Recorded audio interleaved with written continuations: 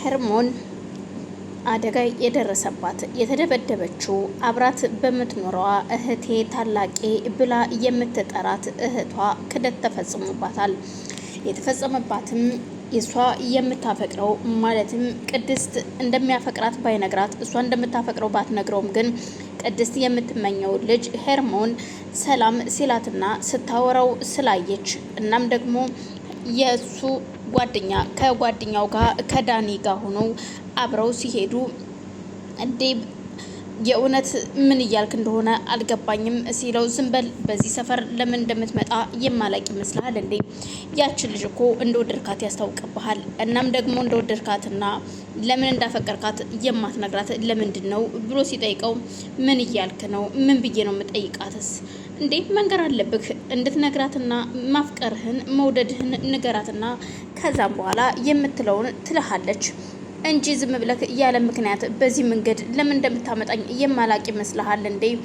ጓደኛው ግራ ተጋብቶ ባክን ዝም በል ምን ብዬ እንደምጠይቃት ስለማላቅ ነው። ጓደኛው ይውደዳት ባይኑ እንጂ ምን መልስ እንደምትሰጠው ያልገባው እሷም የእውነት እንደወደዳት ስለማታቅ በአንድ ቀን ስላገኘችውና እንዲሁም ደግሞ በመንገድ ላይ እየጠበቀ እያገኘ ሰላም ሲላት ጀስ በመንገድ ላይ የሚተላለፉ እንጂ የመሰላት በፍጹም እንደዚህ አይነት ስለ ጓደኝነት ስለምንም አይነት ስሜቱ ያልነበራት ሄርሞን በድንገት በአንዲት ቀን ቅስፈት ቁሞ ጠብቋት ከዛም እሷም ወደዛ ስትሄድ ሰላም ሲላትና አውርተው ተጫውተው ዴቭ ሲመጣ ካጠገቡ በቃ እናንተ ተነጋገሩ እኔ ልሄድ ብላ ነበር ሄርሞ ሄደችው። ዴብና ጓደኛውም አብረው ከአንድ ላይ በቃ አንተ ለምንድን ነው ስለ ፍቅርህን ገልጸህ የማትነግራት ምን እያልክ ነው ሲለው እና ታዳውን እወድሻለሁ ብዬ ልንገራት ምን ብዬ እንደምነግራት እኮ ግራ ገብቶኝ ነው እያለው ያለፉት በነ ቅድስት ጎን ነበር። ቅድስትን ሰላም አላሏትም። ቅድስት ይወደኛል አፈቅርሻለሁ በቃ ምን ብዬ እንደምነግራት ባላቅም ግን ፍቅር ቢጤ ይዞኛል ብሎ ሲነግራት ቅድስት የመሰላት እሷን እንደሚወዳትና እንደሚያፈቅራት እንጂ ሄርሞንን እንደሆነ የማታቅ ሲሆን ያን ቀን ግን በአጠገቧ ሲያልፍ ስለ ሄርሞን እያወራ ሲሄድ ትሰማለች።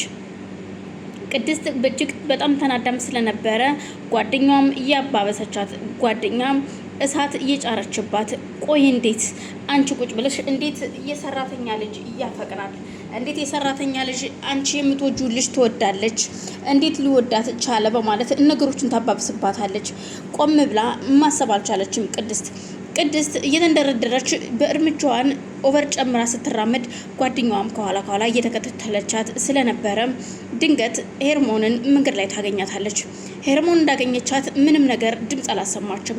ቦርሳቸውን ብቻ ሁለቱም ጣል አድርገው ሄርሞንን ለሁለት ነበር ሲደበድቧት የነበረ። ምን ያደረግኳችሁ ልቀቁኝ ባካችሁ ብትላቸውም እነሱ ግን ትንፋሽ እስኪያጥራትና ራሷን እስክስል ድረስ ከድንጋይ ጋር ጭንቅላቷን ሲያጋጯት ራሷን ስታ ትወድቃለች። በድንገት የትምህርት ቤት ጓደኛዋ ነበረ ጠላል ብሎ ዛፍ ላይ ተደብቆ ሲመለከታቸው ድንገት ቅድስት ታየዋለች።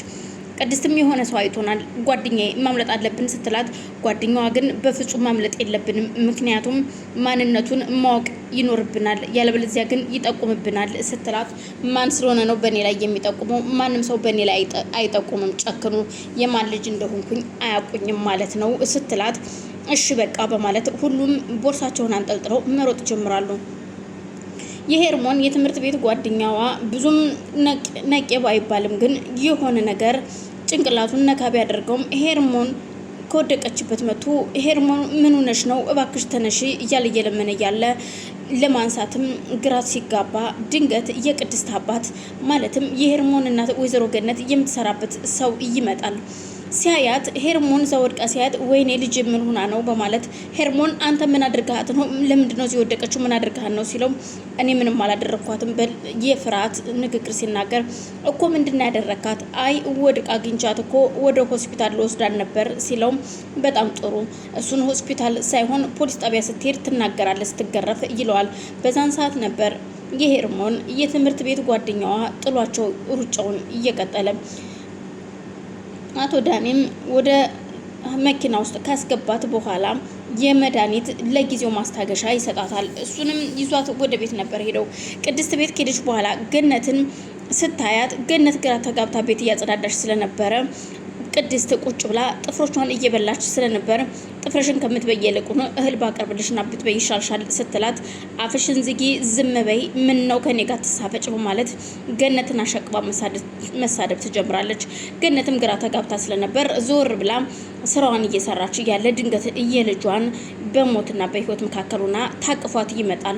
እባክህ ጋሼ ምንድነው የሆነችው ብትለውም አይ መንገድ ላይ ወድቃን ያገኘዋት፣ ግን ደግሞ የእሷን ዩኒፎርም የመሰለ የለበሰ ሰው አይቻለሁ ካጠገቧ፣ እኔም እሷን ስል እሱ ጥሎኛ መለጠኝ ሲላት አዎ ፍቅረኛዋ ነው በማለት ነበር የመለሰችላቸው። አቶ ዳንኤልም ልጁ ባወራችው በውሸት እየተሞላ ንግግር ሄርሞን እንዳረገዘችና ፔሪዶም እንዳልመጣ ለተወሰነ ጊዜ እንደቀረ እንዳማከረቻትና እንዲሁም ደግሞ ያ ልጅ ቦይፍሬንዷ እንደሆነ ጮኛዋ እንደሆነ እሱ ይሆናል ደብድቦ አውጥቶ ውጭ ጥሏት ሄደው በማለት ስትናገር አባት እጅግ ይደነግጣል። እናት አዳኔ የእንዴት እናትና ልጅን ችዬ እዚህ እኖራለሁ? ለዛውም ዲቃላ ይዛብኝ ደግሞ ልትመጣ ነው ወይ ልጅሽ? በማለት አሁኑኑ ከቤት ያባረርሻለሁ ይላታል። በዛን ሰዓት ደግሞ የሄርሞን አፈቅራታለሁ የሚለው አስገድዶ ስለነበረ የትምህርት ቤት ጓደኛዋ እሷን ለመጠየቅ በር ማንኳኳቱን ይጀምራል። በዛን ሰዓት ቅድስት በሩን ስከፍት እናትና አባት